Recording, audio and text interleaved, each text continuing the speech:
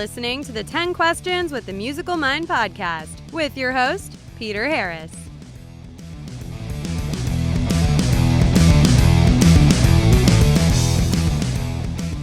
Hey everybody, Peter Harris here. Welcome back to another episode of 10 Questions with the Musical Mind.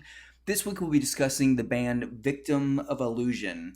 Victim of Illusion is a progressive rock band, as many of you may know, out of Turin, Italy. And they formed in 2010, and in that time they've released 3 recordings: 2011's What Senses Blow Away, 2014's Oxidize, and 2017's Invisible Light. And today we are joined by guitarist and founder Piero Giacconi, who also goes by his professional name of Peter Hammer. And we'll be discussing their songwriting techniques, their influences, and what future projects they have going on, as well as Peter Hammer's own soundtrack work.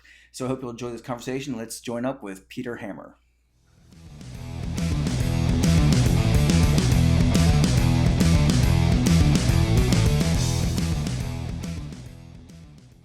Hello. Hello, how are you? I'm fine, thank you. And how are you? I'm doing well, thanks. Thanks for taking the time to call. Oh, no problem. I am very happy to do. Now, you guys are still based in Torino? Yeah, sure. I am based in Torino, and I am a soundtrack composer. Oh, okay. Normally is my job. That's my job. But I have also other projects, and Victim of Illusion is one of the projects I run and I manage. Got you. Okay, that makes sense now. Okay. Speaking of Victim of Illusion, how did you guys come to the decision to have the lyrics in English? Was that more of a marketing thing, or? Yeah, I think so, because it probably is one of my convictions. Mm-hmm. Because here in Italy, it's very difficult to go into the market with Italian song in the prog rock style. Gotcha. So since we love progressive rock, we decided to go with the English lyrics. So that's more difficult to obtain because you have to think sure. in Italian and translate and find the right and the correct way to. Yeah, definitely. I can understand that because, I mean, I've forgotten much now, but I lived in Germany for a few years, and I could speak some German, but writing lyrics is different because you have to know the context of how words will be used and slang and that kind of thing. And sometimes it doesn't convey to a native speaker the right way. Yeah, sure, for sure.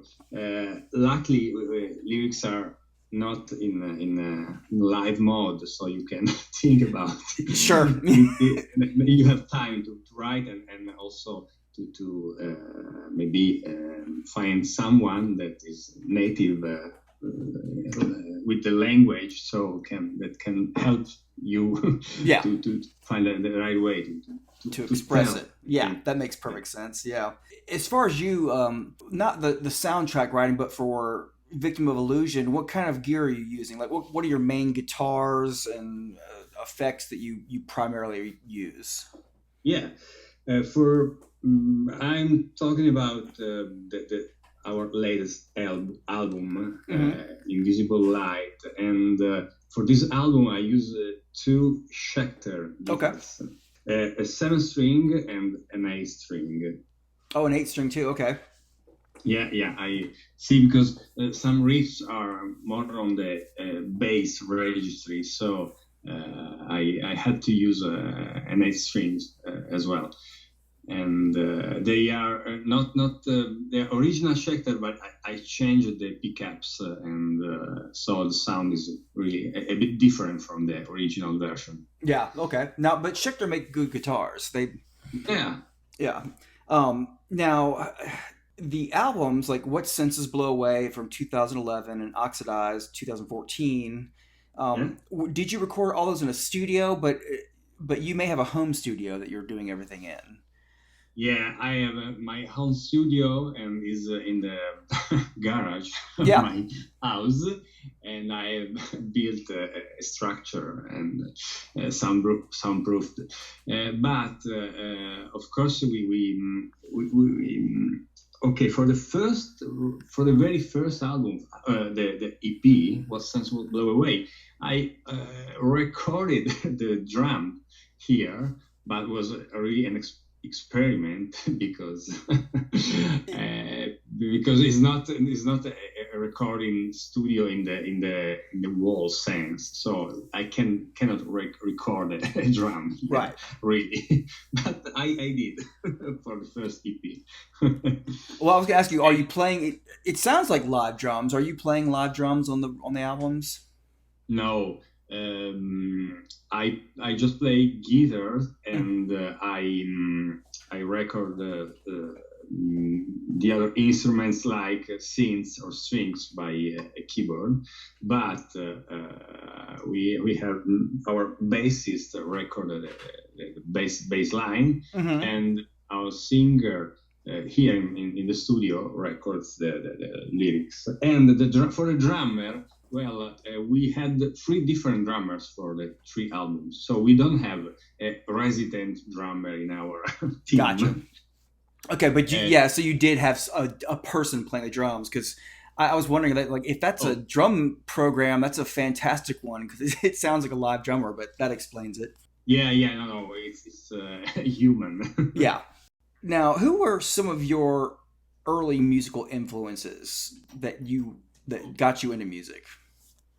Well, first of all, for sure, Porcupine Tree is our main influencer, but also, and of course, Steven Wilson in the latest productions, and also Rush, of course, in the progressive area, and a bit of Tool and Perfect Circle. Yeah. To complete the sure. Now, how, if I can ask, how old are you? Oh, I am 48. Okay, so we're the same age. Yeah, I'm 47, but yeah, so we're about the same age. I was gonna say, because I got into Porcupine Tree a little bit later. Of course, I was into Rush a lot as a teenager, but yeah, that explains it. And of course, the easy thing now is with the internet, it's so much easier to find bands that you like, or find bands that you don't know. Sure. I'm a big fan of finding new bands all over the internet. I'm force myself to listen to new music every day, because I think it's something that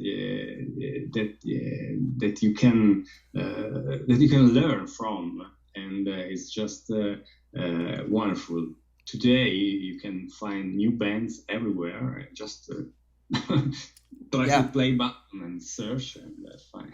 Absolutely, that's how I found you. I mean, it's a great tool to have, to be able to just discover new music every single day, and some you like, some you don't. But it's, when you and I were kids, you had to read magazines and, oh, I wonder if they're good, and you go buy an album and it might be terrible, or yeah, of course, really different. Or you could go in the music shop and try to listen to something. But, sure. Really not so easy as nowadays. No, not as easy. Now, when you got together with Luca and Paolo, did they introduce you to any new bands that you weren't aware of before that you like now? Or do they have basically the same influences as you? Oh, today we have more bands that we listen to. I don't know, for example, Pain of Salvation or Haken in the prog area, or I don't know, Soen, Leprous. Wow, I can aim really a lot. We have a lot of great bands. Great bands in the progressive rock area. Well, another question I was going to ask you, because I didn't know you did soundtrack, but this probably makes sense now. I was going to ask you if you ever find inspiration in movies or photography, but I think you probably do. So given your choice, but Yeah. do you ever watch a movie or just see some visuals and that inspires like, oh, I want something in this kind of mood or that kind of thing? Sure. Well, I work in the soundtrack field, and yeah, I for sure was hardly influenced in the 80s era Mm-hmm. with horror movies. And we here in Italy we had a great area for horror films and movies, Yeah. and yeah, and also I don't know if you know, but there is a progressive band, Italian progressive band, they call it Goblin. They Mm-hmm. wrote a lot of music in the 70s, and for soundtracks and not. And I really listened to this band, and also of course, I watched a lot of movies. I was in the era influenced by, mostly John Carpenter or, Mm-hmm. for example. And I also recently covered a couple of songs. A song from John Carpenter, "Escape from New York." Yeah. And the main theme of the movie. Also, I covered the Exorcist. Oh, very, yeah. Yeah, the song is from Mike Oldfield. Yeah, the main theme from Sure. Mike Oldfield. So I of course took a lot of inspiration from movies. Of course, for my soundtrack job. Yeah. Now, speaking of great Italian soundtracks, were you influenced at all by Ennio Morricone? Yeah, of course. Yeah, I mean, I love his stuff, and even back in probably the late '80s, I went and bought the soundtracks to The Good, the Bad, and the Ugly, and things like that, and it wasn't really something that was easy to find in record stores over here, but it's just like bleak landscapes of sound. It's really cool stuff. I think the same. I totally agree with you. It's a great composer, and now he's I think 90. He had 19 years. Yeah, he's 9 years old. Yeah, he's got to be up there. Yeah, still there. Yeah. Yeah, him and John Williams are both getting pretty old. But now, when you're working on lyrics, does Paolo write them, or do you write them, or do you all kind of work together on them? No, it's Paolo. Okay. Paolo is a writer. Yeah. Very good. Okay, and sometimes I guess that helps. I always you mentioned Rush. I always thought it had to be kind of difficult at times for Neil Peart to write the lyrics, and then Geddy had to sing them. It's got to be hard because it's not what you would naturally say. Yeah, but in our case, it's the same person. In that case, well, he had to say lyrics not written from him, and also play a strong bass riffs. So it was, I think, all but easy. yeah, definitely, and foot pedals, and that's definitely true. Pedals. Yeah, it's definitely amazing. Did you ever see them live? No, unfortunately not. But I this evening I will go to see a concert by Dream Theater. Oh yeah. You're going tonight? Yeah, tonight. Yeah. Oh, very good. Now, see, I've never seen Dream Theater. I bought tickets once and ended up not being able to go. This would have been back in the '90s, but that's very good. And they're newer. It's not new anymore, but Mike Mangini is a fantastic drummer. Yeah, I think the same. I followed the drum session for hiring the new drummer in, I don't know, 2-3 years ago. Yeah. They showed a lot of things on YouTube. Yeah, I saw that as well. Yeah, those are tough shoes to fill, but he can do it. But yeah, that's I'd be interested to hear how that went. You have to put up a review or something, but it's a shame you never saw Rush. I saw them several times, but it's fantastic. Absolutely. Now, the Invisible Light came out in 2017. Yeah. Are you working on any new music? Any plans for another release anytime in the near future? Yeah, we are working. Well, I forgot to mention that I write most of the music. It's normally it's up to me to go in the direction. Actually, I am working on a couple of other projects, but I have a lot of raw material that is ready to be to be worked or reworked, and I think we can be able to release another album in probably from 2020 and 2021. Awesome. I think, but I'm confident about that. Well, good. Well, since he's in town tonight, you should ask Mike Mangini if he'll lay down some drum tracks for you. Well, I am a big fan of Marco Minnemann, and I know that he is really a drummer that writes. They do a lot of collaborations, so probably Marco Minnemann is more realistic, yeah. Realistic, yeah. Because Mangini, I don't know if he actually do collaborations because. I have no idea. That would be awesome, of course. Yeah, I have no idea. I was just, talking about that would be a nice dream come true. But yeah, well, that's cool. Now, to keep updates on your new music, where should people go to make sure they can follow you? Like, is there any social media sites that you guys are more active on than others? Official band websites? What should they look up? We are on Twitter. This is our most updated channel, and Facebook as well. Okay.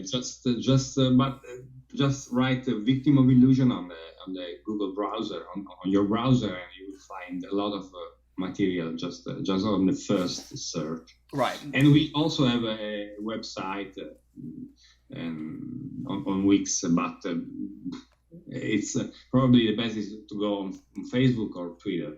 Well, now also, let's see. Sorry? But also on YouTube they can find you. Like I know you've got a video for the song Jamie's World. Jamie's World, right? Yeah, we have also a video from 2014, and we have some videos. We also have some videos from our latest tour in 2018. We did a mini tour in the UK. And just for dates, but we have some material, some live material. Yeah, and I also like you've got some videos like you and Luca playing together, and some things like that. It's always interesting for me to watch the musician in the studio laying down their tracks or performing. I like that kind of stuff. We are not, as social as so many bands today because it's difficult to publish material every day. Oh yeah. But because I had to work on so many projects that it's difficult to find the time. Oh, I don't doubt it. Yeah. Okay. Now, how about what's anything new coming out as far as your soundtrack work that we should be looking out for? I not on soundtrack, but I have another project in the post-rock area. Okay. And I'm working on a new album for this band called the Mohai Experiment. Is another project I run. Okay. And now the focus is on this album. I sometimes work on some single from the Peter Hammer account, and I just released a cover song at the beginning of June, or the middle of June.